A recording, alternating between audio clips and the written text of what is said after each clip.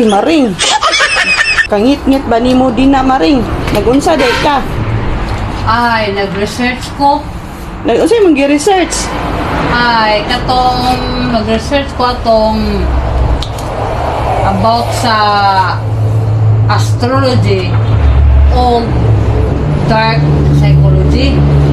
Ay, mo ba? Munay gi kuan, munay imong itambag unyang Okay, namang ko ilangutana.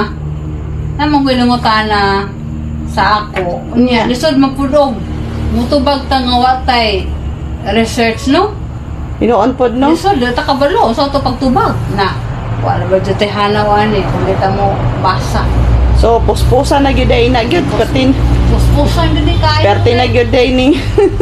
Perti na gyud nimong panguan day ana kay syempre nag-research na gyud ka ana. Research din ta ni ron. Okay, lisod kayo man.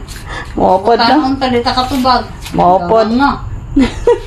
Magnangataan eh. Oh, sige Mareng, di sa tika disturbohan Mareng. Oh, sige. Or counseling. Klaridad kung maglisod ka sa self-worth o relasyon. Importante ang epekto sa Venus retrograde nag-agad usab sa house placement o aspect sa imong chart. Pananglitan, Venus retrograde sa 7th house, mas intense ang epekto sa partnership.